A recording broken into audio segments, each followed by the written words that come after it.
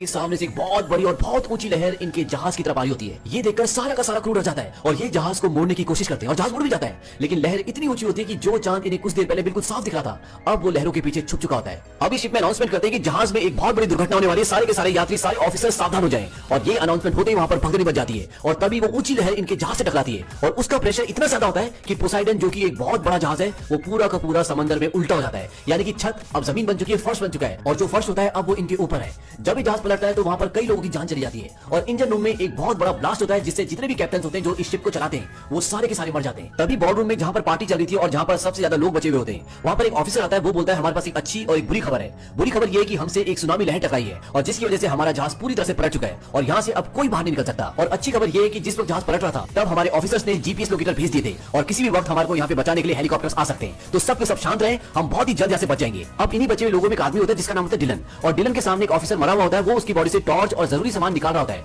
तभी वहां पर एक बच्चा आता है। वो बोलता है कि आप क्या कर रहे हो? वो बोलता है कि मैं यहाँ से निकलने की तैयारी कर रहा हूँ। बच्चा बोलता है आप यहाँ से नहीं निकल सकते क्योंकि जहाज पूरा उल्टा हो चुका है। डिलन बोलता है कि यहाँ से निकलने का एक रास्ता है, जहाज के तले से, यानी कि मुझे ऊपर जाना होगा। इसके बाद डिलन जब वहां से निकल रहा होता है तभी वो बच्चा अपनी मॉम को जाता है और इसकी मॉम का नाम मैगी होता है और डिलन इसकी मॉम से पहले मिल चुका है इसलिए वो उसे जानता है। उसकी मॉम से बोलती है कि आपने से क्या कहा कि आप यहाँ से निकल सकते हो? वो कहते हैं कि हाँ, मुझे एक रास्ता पता है। मैगी बोलती है कि अभी एक ऑफिसर ने अनाउंसमेंट किया कि हमें यहाँ पे रुकना चाहिए, मदद आने वाली है। तभी वहां पर रोबोट और एक बूढ़ा आदमी आ जाता है और जो बूढ़ा आदमी होता है वो बोलता है कि मैं एक आर्किटेक्ट हूँ, इस जहाज को इस तरीके से नहीं बनाया गया कि ये उल्टे होकर तैर सके, यानी जहाज डूब जाएगा। अब जो वहां पर दूसरा आदमी होता है जिसका नाम रॉबर्ट है, वो डिलन से पूछता है क्या तुम्हें डिस्को का रास्ता पता है? डिलन बोलता है हाँ, वो ऊपर है, क्या तुम्हें डांस करने का मन कर रहा है? रॉबर्ट बोलता है कि वहां मेरी बेटी फंसी हुई है, मैं भी तुम्हारे साथ चलना चाहता हूँ, लेकिन पहले मैं अपनी बेटी को बचाना चाहता हूँ। डिलन बोलता है कि ये नहीं हो सकता क्योंकि मैं अपने काम अकेले करता हूँ। रॉबर्ट उससे पूछता है कि सबसे शॉर्टकट रास्ता कौन सा है? वो कहता है कि पता चलते बता दूंगा, यानी कि डिलन को भी नहीं पता होता। तभी रॉबर्ट वहां पर शिप के स्टाफ के आदमी को बुलाता है। वो बोलता है कि ऊपर जाने का सबसे शॉर्टकट रास्ता कौन सा है, और वो आदमी ने रास्ता बताने लगता है। रॉबर्ट उसे बोलता है कि जितना साल में कमाते हो उसका दुगना पैसा दूंगा, बस हमें वहां तक ले चलो। और वो आदमी राजी हो जाता है। अब रॉबर्ट डिलन से बोलता है कि अगर तुम्हारे पास प्लान है तो हमारे पास गाइड है और हम सब अगर एक साथ जाएंगे तो हमारी जान बच सकती है। और इसके बाद डिलन इस बात के लिए राजी हो जाता है। अब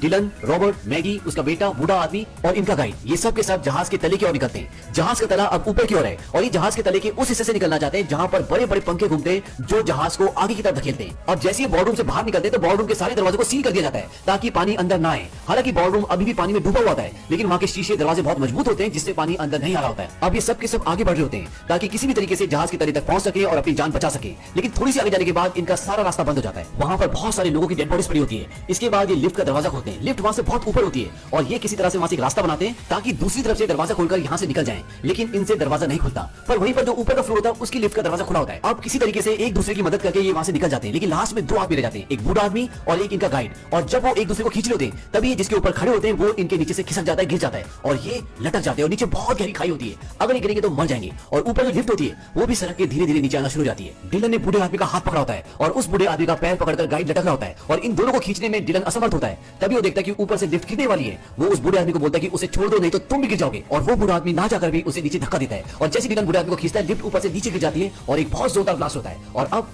इनमें से एक आदमी मर चुका है। अब ये 5 लोग बचते हैं और वहां से आगे निकलते हैं। आगे जाने के बाद इन्हें डिस्को रूम मिलता है, डिस्को थेक मिलता है, जहां पर रॉबर्ट की बेटी, उसका बॉयफ्रेंड और 2 और लोग होते हैं, यानी कि 4 और लोग इन्हें मिल जाते हैं। और अब ये पूरे 9 हो चुके हैं और इन्हें किसी भी तरह से जल्दी शिप के ऊपर वाले हिस्से तक पहुंचना पड़ेगा क्योंकि शिप डूबने वाला है। अब जब ये सब आगे बढ़ते हैं तो रास्ता एक बार फिर बंद हो जाता है और अगर इन्हें दूसरी तरफ जाना है तो वहां पर एक स्टील की बहुत बड़ी रेलिंग टूट के गिरी होती है जिसके थ्रू ये दूसरी तरफ जा सकते हैं। डिलन पूछता है कि यहाँ से निकलने का किसी को कोई और रास्ता पता है? इनमें एक लड़की होती है जो कई दिनों से शिप पे छुपी होती है क्योंकि उसके पास कोई टिकट नहीं होता और उसे किसी भी हालत में न्यूयॉर्क पहुंचना होता है। वो बोलती है कि मैं कई दिनों से शिप पे छुप रही हूँ और यहाँ से निकलने का इसके अलावा कोई और रास्ता नहीं है। और वो एक एक करके वहां से निकलना शुरू करते हैं और जब 5 लोग दूसरी तरफ पहुंच जाते हैं तो रॉबर्ट अपनी बेटी को बोलता है कि अब तुम आ जाओ। लेकिन इनके बीच में एक शराबी भी होता है जो इन्हें डिस्को में मिला होता है। वो बोलता है कि मैं पहले जाऊंगा और जब वो जाता और बीच में होता है तभी ऊपर से इंजन का एक बहुत बड़ा पार्ट गिरता है और वो उसके साथ नीचे चला जाता है। उस पार्ट के साथ वहां पर बहुत सारा ऑयल भी गिरता है और सारा का सारा ऑयल पानी में गिर जाता है जिससे पानी में आग लग जाती है। और इस तरह से 9 में से ये 8 बचते हैं। 8 में से 5 उस तरफ होते हैं जिस तरफ इन्हें जाना है। रॉबर्ट, डिलन और रॉबर्ट की बेटी अभी भी फंसे हुए हैं और पानी में आग लग रही है और कोई तरीका नहीं कि उस तरफ जा सके क्योंकि रेलिंग टूट के नीचे गिर चुकी होती है। तभी डिलन फायर ब्रिगेड वाला पाइप निकालता है। उस पाइप को निकालने के बाद वो आग में कूद जाता है क्योंकि आग के नीचे पानी है और डिलन को ये बात पता होती है और वो नीचे नीचे तैरता है। वो दूसरी तरफ पहुंच जाता है और ऊपर जाकर वो उस पाइप का सिरा दूसरी तरफ बांध देता है जिसके सहारे से रॉबर्ट और उसकी बेटी भी दूसरी तरफ आ जाते हैं और इस तरह से 8 लोग बच जाते हैं और अब ये शिप के ऊपर के हिस्से में जाना शुरू करते हैं। डिलन को बहुत सारी बातें इसलिए भी पता होती है क्योंकि एक जमाने में डिलन नेवी में था। हालांकि अब उसने नेवी छोड़ दी है लेकिन उसे शिप के बहुत सारे हिस्सों के बारे में जानकारी होती है। वहीं दूसरी तरफ बॉर्ड रूम में सारे लोग जो इस इंतजार में होते हैं कि कोई उन्हें बचाने के लिए आएगा, वहां पर पानी के प्रेशर से शीशे टूटना शुरू हो जाते हैं और जैसे शीशे टूटते हैं बहुत सारा पानी अंदर आ जाता है और वो सब के सब मर जाते हैं। और उनकी चीखों पुकार से ये 8 के 8 लोग भी डर जाते हैं और समझ जाते हैं कि वो सब मर चुके हैं। अब जहाँ पर ये 8 लोग होते हैं वहां पर भी पानी भरना शुरू हो जाता है और इनके पास जाने के लिए कोई रास्ता नहीं होता। तभी ये वेंटिलेशन चैम्बर खोलते हैं और बोलते हैं कि यहीं से जाया जा सकता है और उसमें एक बार में एक ही आदमी जा सकता है और एक एक करके ये ऊपर जाना शुरू करते हैं। सबसे ऊपर रॉबर्ट होता है और सबसे नीचे डिलन। और जब ये धीरे धीरे करके ऊपर बढ़ते हैं तो ये देखते हैं कि नीचे से पानी आना शुरू हो जाता है, यानी कि उस वेंटिलेशन चैम्बर में धीरे धीरे पानी भरा होता है। और जब ये उस वेंटिलेशन चैम्बर के आखिरी छोर पर पहुंच जाते हैं तो देखते हैं कि ऊपर एक जाली लगी होती है। रॉबर्ट उसे खोलने की बहुत कोशिश करता है लेकिन वो नहीं खुलता क्योंकि उसके ऊपर पेच लगे होते हैं और रॉबर्ट का हाथ जाली से बाहर नहीं जा रहा होता। तभी जो इनके साथ बच्चा होता है रॉबर्ट बोलता है कि तुम ऊपर आ जाओ और वो उसे ऊपर बुला लेता है। इसके बाद रॉबर्ट सबसे पूछता है किसी के पास कॉइन या कोई ऐसी चीज है जिससे हम पेच खोल सकते हैं। तभी इनमें से जो एक लेडी होती है जिसके पास टिकट नहीं होता, जो छुप के शिप पे रह रही होती है, वो अपना क्रॉस का निशान जो उसकी गले में होता है वो उसे देती है। वो बोलती है कि इससे पेच खुल सकता है और बच्चा धीरे धीरे करके पेच खोलना शुरू करता है और नीचे से पानी भर रहा होता है और डिलन लगभग डूब जाता है। लेकिन तभी वो जाली खुल जाती है और एक एक करके वहां से निकल जाते हैं और डिलन की भी जान बच जाती है। अब इन्हें सिर्फ 2 फ्लोर और ऊपर जाना है और उसके बाद इन 8 के 8 की जान बच जाएगी। लेकिन जब ये आगे जाते हैं तो ये एक टैंक में फंस जाते हैं। ये नीचे नहीं जा सकते क्योंकि नीचे से पानी आ रहा होता है और वहां से बाहर निकलने का कोई रास्ता नहीं होता क्योंकि आगे जो दरवाजा होता है वो एयर टाइट होता है। तभी डिलन बोलता है कि ये एक बैलेंस टैंक है, शिप को स्टेबल रखने के लिए इसमें पानी भरा जाता है और जब ये पूरी तरह से भर जाता है तब वो दरवाजा खुलता है और सारा पानी दूसरे टैंक में जाता है और अगर हमें यहाँ से निकलना है तो हमें इसे पूरा भरना पड़ेगा। इस पर रॉबर्ट की बेटी डर जाती है। वो बोलती है कि अगर दरवाजा नहीं खुला और उससे पहले हमारी सांस टूट गई तब क्या होगा। डिलन बोलता है कि इसके अलावा हमारे पास कोई और रास्ता नहीं है। रॉबर्ट और डिलन ये डिसाइड करते हैं कि वो इसमें पानी भरेंगे और वो इसमें पानी भरना शुरू करते हैं और पानी पूरी तरह से टैंक में भर जाता है और दरवाजा नहीं खुलता और सब हताश हुए होते हैं कि तभी उस टैंक का दरवाजा खुल जाता है और वो सब पानी के साथ बहकर दूसरी तरफ निकल जाए। हालांकि उस टैंक से तो बच जाते हैं लेकिन मुसीबतें अभी भी खत्म नहीं हुई। इन्हें यहाँ से निकलने के लिए, यहाँ से बचने के लिए नीचे से तैरते हुए दूसरी तरफ जाना होगा और जिसके लिए सब बहुत गहरी सांस लेते हैं और दूसरी तरफ जाने की कोशिश करते हैं। अब यहाँ पर सबसे पीछे वो लड़की होती है जो यहाँ पर बिना टिकट की होती है, जिसने अपना क्रॉस पेज खोलने के लिए दिया होता है और जब वो आगे बढ़ रही होती है तो उसका कपड़ा किसी तार में उलझ जाता है जिससे वहां फंस जाती है। हालांकि वो बूढ़ा आदमी जो आर्किटेक्ट होता है उसे बचा के ऊपर ले आता है लेकिन तब तक उसकी सांस टूट चुकी होती है और वो मर जाती है। और अब ये 7 लोग बचे और ये सातों के सातों आगे बढ़ना शुरू करते हैं और ये उस फ्लोर तक पहुंच जाते हैं जहां पर थ्रस्टर्स है, यानी कि वो पंखे हैं जहां से इन्हें बाहर निकलना है। लेकिन जब ये वहां पहुंचते हैं तो देखते हैं कि वहां पूरे पैसेज में बहुत ज्यादा पानी भरा होता है और उस पर लाशें तैरती होती हैं और ये देखकर डिलन हताश हो जाता है। मैगी उससे पूछते क्या हुआ।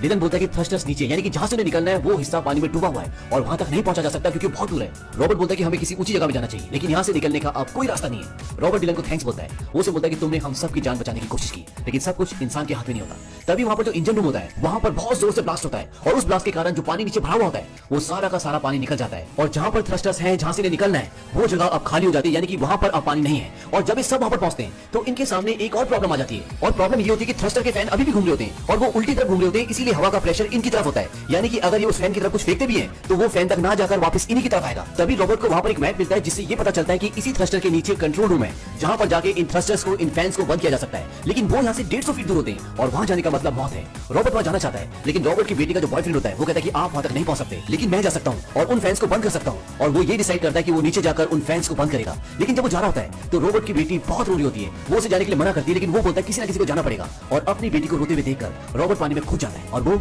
उस कंट्रोल रूम की तरफ बढ़ रहा होता है। वहीं दूसरी तरफ डिलन इस वक्त यहाँ पर नहीं होता क्योंकि मैगी का बेटा पानी में बह गया होता है और मैगी और डिलन उसके बेटे को ढूंढ होते हैं और डिलन मैगी की बेटी को बचा लेता है और उसको बचाने के बाद सब के सब उसी रूम में आ जाते हैं जहां पर वो सब होते हैं। और इस जगह पर पानी बहुत तेजी से बढ़ रहा होता है और जल्दी से इन्होंने अगर पंखों को बंद नहीं किया, यहाँ से नहीं निकले तो ये सब डूब जाएंगे। वहीं रॉबर्ट नीचे से पंखों को बंद करने की कोशिश कर रहा होता है लेकिन जिस बटन से पंखे बंद होने वो बटन खराब हो चुका है और रॉबर्ट की सांस टूट रही होती है और वो तड़प रहा होता है और लगभग वो मर ही चुका होता है। लेकिन तभी वो उस बटन को देख लेता है जिससे पंखों को रिवर्स किया जा सकता है और मरने से चंद सेकंड पहले वो उस बटन को दबा देता है और इसके बाद रॉबर्ट मर जाता है। रॉबर्ट ने उन सब की जान बचाने के लिए अपनी जान दे दी। वहीं ऊपर डिलन देखता है कि पंखे अभी भी घूम रहे होते हैं। वो बोलता है कि पंखे बंद क्यों नहीं हो रहे। तभी रॉबर्ट की बेटी का जो बॉयफ्रेंड होता है वो देखता है कि चीजें जो पहले उनकी तरफ आ रही थी, यानी कि हवा का प्रेशर जो उनकी तरफ था, अब वो उल्टा हो गया होता है और वो डिलन से बोलता है कि उन्होंने पंखों को रिवर्स कर दिया है और हम चीजों को फेंक कर इंजन को बंद कर सकते हैं, पंखों को रोक सकते हैं। और इसके बाद वो एक बहुत बड़ा सिलेंडर डिलन को देता है और डिलन उस सिलेंडर को उन पंखों की तरफ फेंकता है जिससे एक बहुत बड़ा ब्लास्ट होता है और उस ब्लास्ट से इंजन रुक जाता है, पंखे टूट जाते हैं और ये एक एक करके 6 के 6 लोग उस रास्ते से पोसाइडन से, यानी कि उस बड़े जहाज से बाहर कूद जाते हैं। और बाहर एक नाव भी होती है जो एयरबोट होती है और ये एयरबोट पोसाइडन से बाहर होती है क्योंकि शिप में ऐसी बहुत सारी बोट्स होती हैं। ये सारे के सारे उस बोट पर बैठते हैं और जब उस पर बैठते हैं तो पोसाइडन इनकी तरफ गिरना शुरू हो जाता है।